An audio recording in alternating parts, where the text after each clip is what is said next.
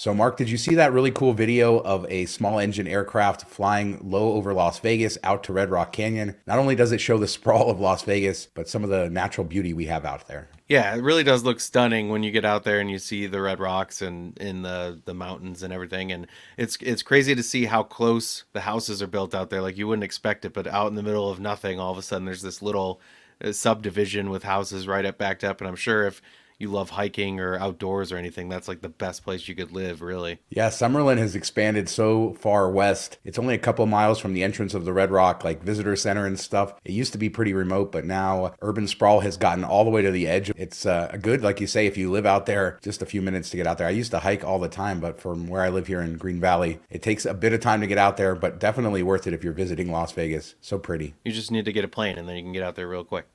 All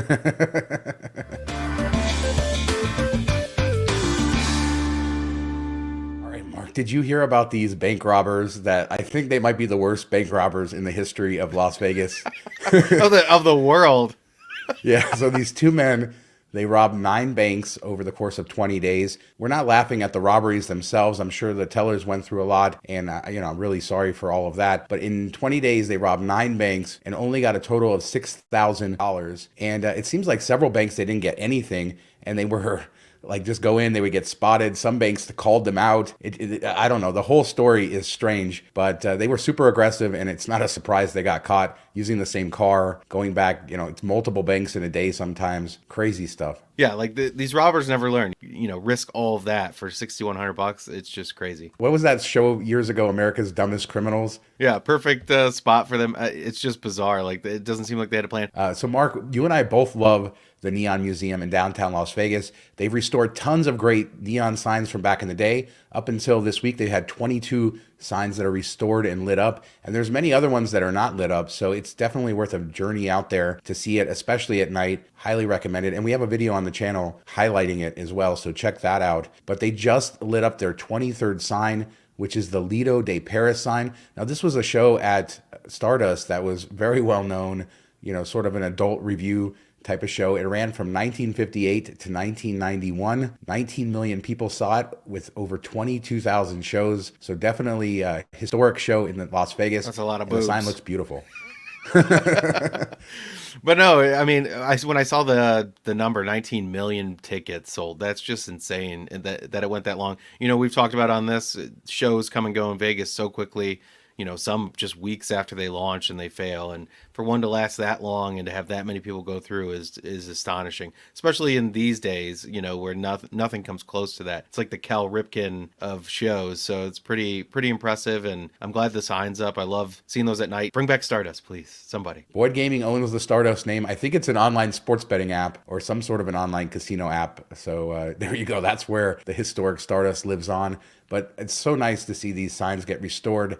Todd Von Bastians, who's the man who donated the money to do this, said it wasn't only in dedication to the history, but also all the people who work behind the scenes on the show. Good on him for spending the money, and good on them for continuing to preserve the history of Las Vegas, all of that neon. We don't see it too much anymore, and it's always appreciated. Can't recommend that place enough. So, Mark, in new casino news, Durango, we've talked about it. It's going to open by the end of this year. A lot going on there, but they finally released the details of their food hall. It's going to be 25,000 square feet. Now, you and I have gone back and forth. These things used to be called food courts, but this new food hall looks really nice. It looks much nicer than old food courts, maybe up to the level of what we see at Cosmo and the new Aria food hall. So while it might still be a food court, at least the quality looks pretty good. Yeah, this is one of the cooler, if they stick to the renderings, this is one of the cooler ones we've seen. And I like it, it does feel more like an actual food hall like we've talked about in other places, because it has unique areas. It's not just like one main seating that everything's the same and then there's places to go order your food around the outside. This has like each section, each restaurant has like their own unique theme around it, unique seating areas. So it does look really cool. It's almost like you're getting 8 restaurants or whatever put in one area together, and they each have their own vibe and everything. So I like it. It looks really, I'd go check it out. Definitely not food court-esque as we've seen everywhere else in Vegas for the most part. What's interesting is Uncommons, which is that mixed-use development. DraftKings headquarters are going to be there. That's just across the street, and they're opening a food hall too. So there'll be 2 food halls across the street from each other. But this one, they're bringing in stuff from Southern California. So like a famous burger place, I think it's called Irv's, Uncle Paulie's Deli from Southern California, Prince Street Pizza, So we got Hawaiian street food. a California restaurant serving New York deli sandwiches Yeah, well, in Vegas. fair enough that Southern California has probably the best delis outside of New York. So, they do have a culture there. You're going to have sushi. You're going to have the local Vesta coffee roasters. And Station Casinos, Palace Station, all of their casinos are known for their oyster bars. And the Oyster Bar will live within this food hall as well. Just a counter, it looks like. So smaller than some of their other venues. But I know locals who love the Station Casinos Oyster Bar will be happy with this as well. Which casino still has the food court sign that I have to give respect as a Venetian? Yeah. Now, Mark, the big move over the last few years, I'd say, is for every travel company to have their own booking platform, their own travel agency where you can put, hotels and tickets and airline tickets and show tickets, all of this together. Caesars is now launching their booking platform called the Caesars Rewards Travel Bundle. And this will allow you to kind of bundle everything for your vacation together, make Caesars a few bucks in the process as they sell, airline tickets and all of that, which is really the big move here. Do you think a lot of people are going to use these types of platforms that are specific? So it's only going to be like Caesars hotels bundled with other things. So you're not going to be able to book, hotels in another city, things like that. I don't know that I would use this. Yeah, I definitely would not use it, but I do think people will, especially people chasing status and stuff because you can earn credits for it. I imagine rewards credits, probably tier credits in some form or another. So the Caesars is doing this because it will make them more money. This isn't going to be good for us, the consumer, I don't think. I doubt they give much of that back to us. It's just moving money from this company over to this company. And I always try to book direct if possible because you're just adding more hoops to to jump through if something goes wrong. Like if your flight gets delayed, do you have to call Caesars and deal with them? And we've all God, that Caesars sounds like a before. disaster. Yeah. I don't want to call Caesars. We've all had to call Caesars. It's not the best experience. So I stay away. That's what I'll say. Now we got an update on the MSG Sphere again. This is a quick update, but they released their earnings. They talked more about their move to spin off their live entertainment division. And also, we learned that it's going to open in September of this year. So previously, we had heard guidance that the screens would be operational by Formula One, that maybe it wouldn't be ready. And now they're saying September, so significantly earlier than thought. So just a few months before we start to see the whole thing lit up, I imagine. I'm kind of surprised that they haven't, with this opening not too far in the future, that they haven't announced their opening act or like the first month or so. You think that would have been nailed down quite a bit in the past, or at least you have an idea. And so hopefully we hear something about that soon, because I have to imagine, people want to buy tickets and stuff. So they said they're in active discussions with artists for residencies, and they're targeting 4 to 6 headliners a year. They also said that they will have details in the coming weeks of their debut original attraction, which they've been filming at their makeshift studio in Hollywood. It says it's going to be from a popular Hollywood director. So we will learn in the next few weeks what that house attraction is, and then hopefully more about the residencies. But it seems like they're still trying to get that nailed down. I'm sure it's not going to be cheap to get whoever comes there. And of course, those tickets are going to be insanely expensive. But people who doubted this project would happen, it looks like it's, 90% to the finish line, and it's going to get there a world-class venue for Las Vegas, no matter if they ever make their money back or not. All right, so the Super Bowl is coming up this weekend, and Las Vegas is known for its Super Bowl parties.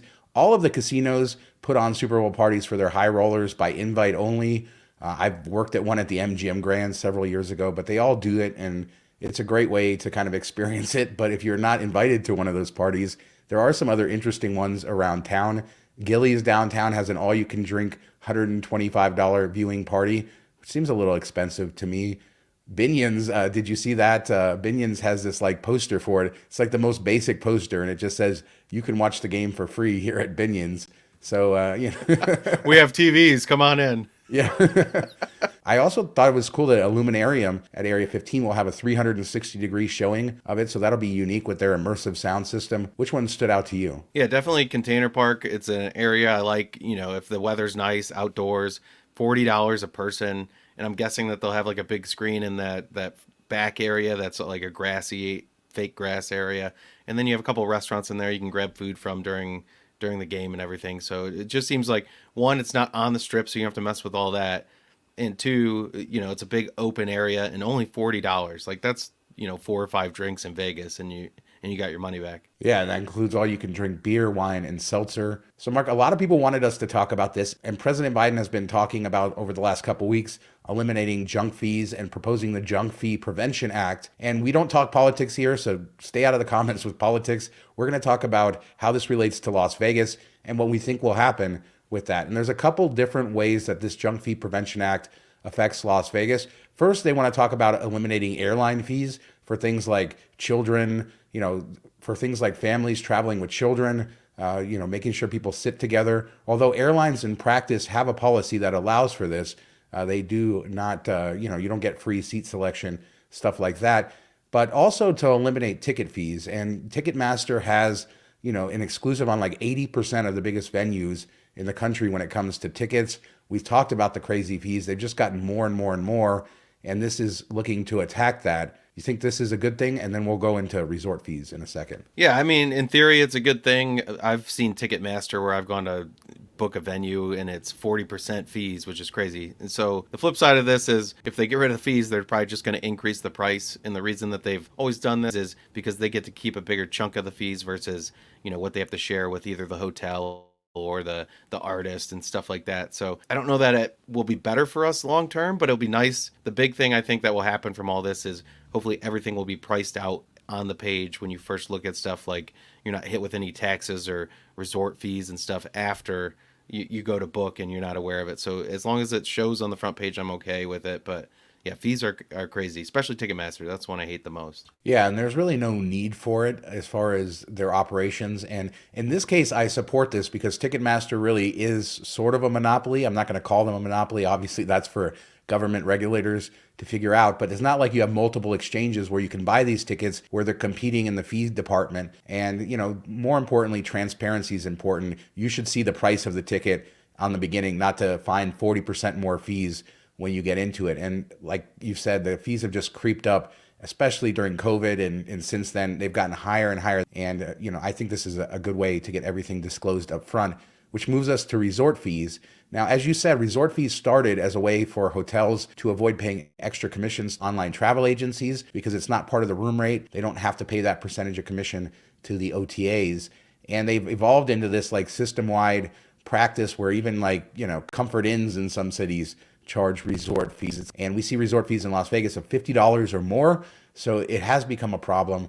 And in this proposal, they'll eliminate resort fees, eliminate any of these junk fees. You'll see the final price, including everything up front. I support this, but I do caution people. It's not going to make hotels cheaper. They'll just price it into the room rates. So if you're paying a $50 resort fee now and they ban it, you're not going to pay $50 less. The room rate will just go up. Yeah, and I think that this is a big, the interesting thing of how this will play out is it's a big selling feature for Stardust is getting the waived resort fees. And what are you going to do? What are you going to replace that with? Because, that's going to be buried into the rate if you're not getting a comp anymore. So now your room just went up $50 and you can't, swipe it away with your rewards card. So this might actually be bad for gamblers in the long run. I don't know. It'll be interesting. I've had this issue on my mind for several years. I've gotten in fights with people. I never had an issue with resort fees themselves. I always had an issue with disclosure.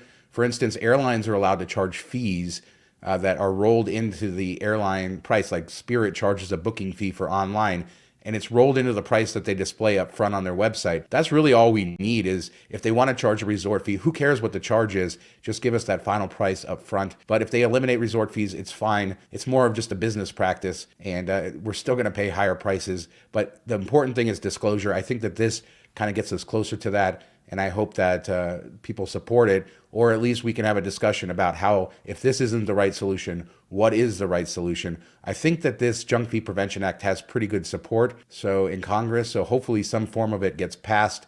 The bottom line is better disclosure is better for consumers. When you see a price advertised on a search engine, you should pay that price and let them figure out what they put into that price later. That's my thought on it, but I'm sure a lot of people out there have some very spirited opinions. Yeah, and I played the game with Frontier this past weekend when we flew to Orlando, and I didn't pay for the seat fees. We were flying with my kids, and I figured they're old enough that if they have to sit alone, they can do it. But I'm imagining, one of them will get the parents, so we'd put my younger daughter with the parent, but we ended up getting 2 and 2. So we had, a parent with the child, and each, we were separated by like 5 rows or whatever, but we saved, $80 per flight. So $160 round trip by not picking seats. And we kind of went with it. So this would be huge for families, that you can't get hit with those fees, but then they're just going to roll it into the price. So we'll see how it plays out. Yeah, let us know what you think about resort fees, about the Junk Fee Prevention Act, about those crazy bank robbers.